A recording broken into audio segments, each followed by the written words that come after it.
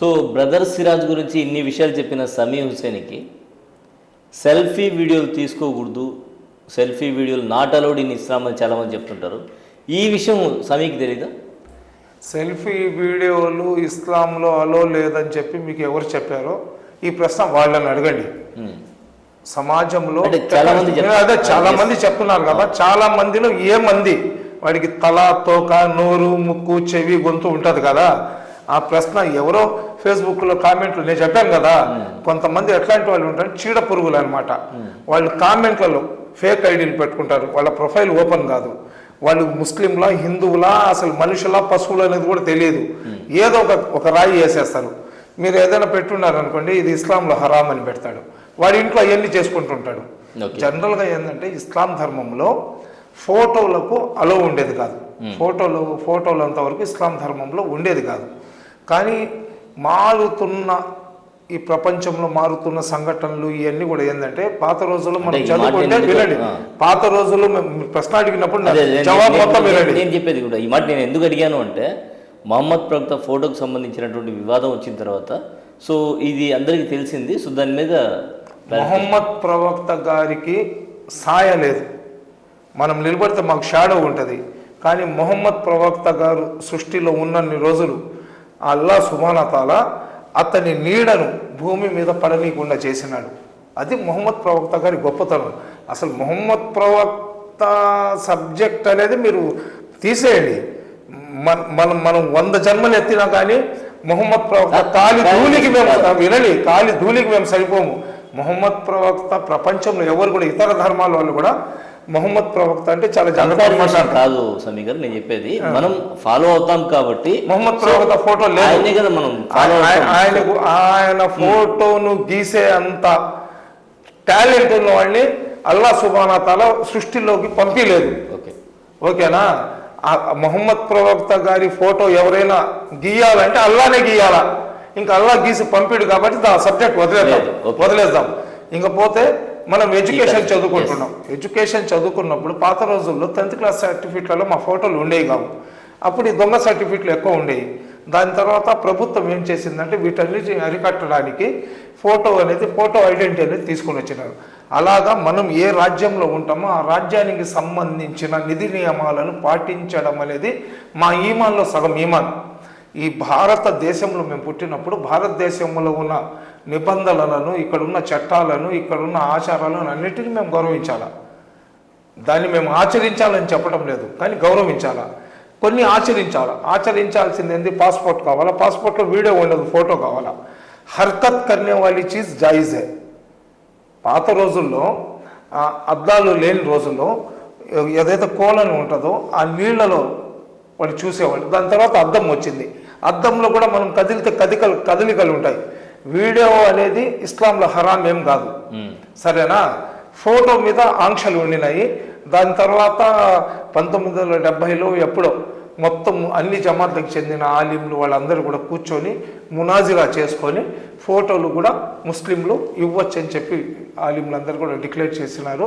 ఈ దేశ రక్షణ కోసం, అదేవిధంగా మనం ఏ దేశంలో ఉంటామో ఆ దేశం యొక్క చట్టాలను గౌరవించడం అనేది ఇస్లాం ధర్మంలో ఉన్న ఫండమెంటల్స్లో అది కూడా ఒకటి. కాబట్టి ఈ దేశ ప్రభుత్వ రక్షణ కోసం, ఈ దేశ రక్షణ కోసం ప్రభుత్వాన్ని మేము గౌరవిస్తాము. అదేవిధంగా ప్రభుత్వానికి సంబంధించి ఏమేమి చట్టాలు ఉంటాయో వాటన్నిటికీ మేము లోబడి ఉంటాం. రైట్. అలాగే ఒక వర్గం కావాలని ముస్లిమ్స్ని దేశద్రోహులుగా చిత్రీకరించే ప్రయత్నం చేస్తుంది. కొంతమందిని ఇటువంటి చేస్తుంది అంటే ఒప్పుకుంటారా? ఖచ్చితంగా ఒక వర్గం కాదండి, కొంతమంది తోడేళ్ళు. అడవి అన్న తర్వాత అన్ని జంతువులు ఉంటాయి. జంతువులన్నీ చెప్పబాకండి. అడవిలో ఉన్న తోడేళ్లలో కొన్ని తోడేళ్ళు వాళ్ళ పని అందుకు ఒక వర్గం అనే తోడేళ్ళు కూడా కాదు, తోడేళ్లలో కొన్ని తోడేళ్ళు, మంచి తోడేళ్ళు కూడా ఉంటాయి. తోడేళ్లలో కొన్ని దొంగ తోడేళ్ళు ఉంటాయి. వాళ్ళ పని ఏంటంటే ఏదో ఒక రకంగా చెప్పాను కదా, జనరల్గా మనిషికి పుట్టినోడు మనిషిలాగా చేస్తాడు. హిందూ ధర్మంలో హిందూ దేవి దేవతలను పూజించేవాళ్ళు, గౌరవించేవాళ్ళు, వాళ్ళు ఎవరు కూడా ఇతరులు ఇబ్బంది పడితే మేము సంతోషించాలి అనే ఆలోచన ఉండదు. మహాభారతంలో ముస్లింలకు వ్యతిరేకంగా ఎక్కడ లేదు, రామాయణంలో ముస్లింలకు వ్యతిరేకంగా ఎక్కడ లేదు, భగవద్గీతలో ముస్లింలకు వ్యతిరేకంగా ఎక్కడ లేదు. ఏదైనా వ్యతిరేకంగా ఏదైనా ఉంటే వాళ్ళ ధర్మంలో ఉన్న ధర్మం అధర్మం మీద ఇస్లాం లేదనుకోవచ్చా? ఇస్లాం లేదని కాదు, ధర్మం అధర్మం మీద. నేను పాయింట్ మొత్తం వినండి. మీరు క్వశ్చన్ వేసినప్పుడు నా సమాధానం కూడా వినండి. మహేంద్ర మీ ఒంట్లో వచ్చినట్టుంది, లేకపోతే వినండి. అదేనండి నేను చెప్పాలి కదా. ఇప్పుడు అర్బస్తాన్లో మొహమ్మద్ ప్రవక్త యుద్ధం చేశారు. వీళ్ళు ఏం చెప్తారు, మీరు ముస్లింల మీద యుద్ధం చేశారు కదా అంటారు. అదేవిధంగా ఈ మహాభారతం జరిగినప్పుడు కౌరవులకు పాండవులకు కురుక్షేత్ర యుద్ధం జరిగినప్పుడు వాళ్ళు రక్త సంబంధికులే, వాళ్ళు కూడా హిందువులే కదా. అలాగేంటంటే ఇది ఏ కులానికి కాదు, మంచి చెడు అనేది ప్రతి కులంలో ఉంటుంది. ధర్మానికి అధర్మానికి జరిగిన యుద్ధంలో ఎప్పుడు కూడా ధర్మం గెలుస్తూ వచ్చింది. ఎవరైతే పాత రోజుల్లో ఈ ఋషులు యజ్ఞాలు చేసుకుంటూ బ్రతుకుతుండారో అప్పుడు కొంతమంది రాక్షసులు ఏం చేసేదంటే ఈ యజ్ఞాలను జరగనీయకుండా ఆపేసి అక్కడ ఉన్న ముని కుమార్తెలను బలత్కరించి వాళ్లకు చెరిచి వాళ్ళకు మానభంగాలు చేసి వాళ్ళ కడుపులు వచ్చాయి. వాళ్లకు ఈ రాక్షసుల ద్వారా పుట్టిన అక్రమ సంతానం ఉంది కదా, ఈరోజు కొంతమంది ఈ తోళ్ళేళ్ల ముసుగులు వచ్చి రాక్షసత్వాన్ని తీసుకొని వచ్చి ఈ దేశాన్ని భ్రష్ట పట్టించాలా, ఇక్కడ ఎవరు ప్రశాంతంగా జీవించకూడదు, అందరినీ కలిపెడుతుండాలా, అందరినీ గీరుతుండాలా అని చెప్పి జీవించే యధవలు ఉన్నారు కదా, వాళ్ళ గురించి మేమేం పట్టించుకోవాల్సిన అవసరం లేదు.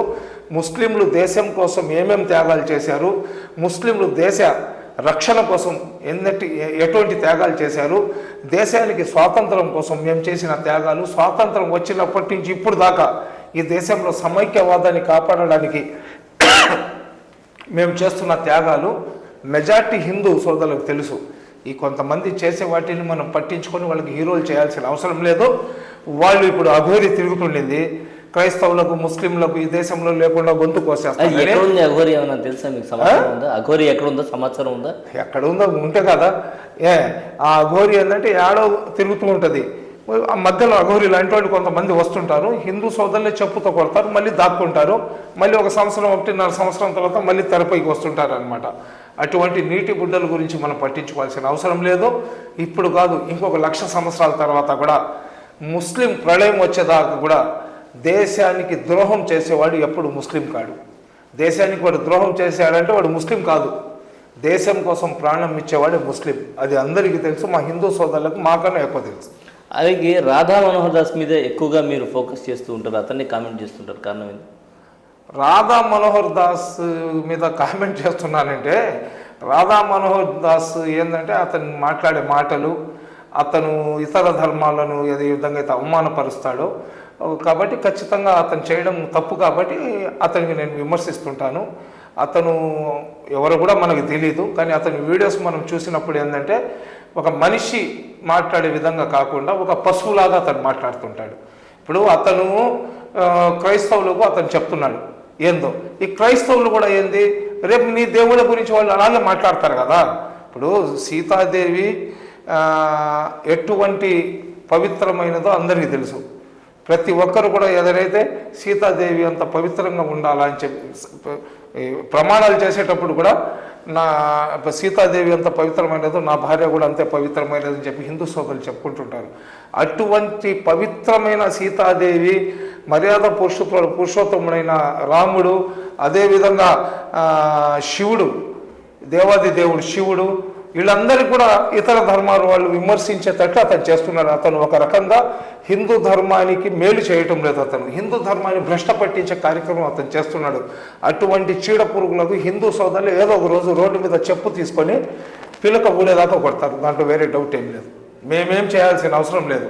ఎందుకంటే అతను వాళ్ళ దేవి దేవతలను తిట్టినప్పుడు, వాళ్ళ ఆచారాలను తిట్టినప్పుడు వాళ్ళు ఏం చేస్తున్నారు, హిందూ ధర్మం మీద అటాక్ చేస్తున్నారు. వీళ్ళకి ఏంటంటే ఈ విధంగా రెచ్చగొడితే వాళ్ళకు యూట్యూబ్లో వ్యూవర్స్ వస్తారు, తర్వాత అడక్క తింటాడు వాడు. స్కానర్ ఏదో పెట్టేసి నాకు డబ్బులు వేయండి, ధర్మాన్ని నేను రక్షించాలండి, మాకు డబ్బులు వేయండి అంటాడు. సరేనా? వాడికి ఎంత యథం అంటే తాజ్మహల్ ముంతాజ్ హోటల్లో ఏదో అని చెప్పి హిందువులు ఎవరో హోటల్కి ముంతాజ్ అని పేరు పెడితే తిరుపతిలో ఆ ముంతాజ్ అని పేరు తీసేయమని చెప్పి రోడ్డు మీద కూర్చున్న యధవ వాడు. అటువంటి యధవుల గురించి మాట్లాడుకొని ప్రజల సమయాన్ని వృధా చేయబాకండి ఆబిద్ గారు.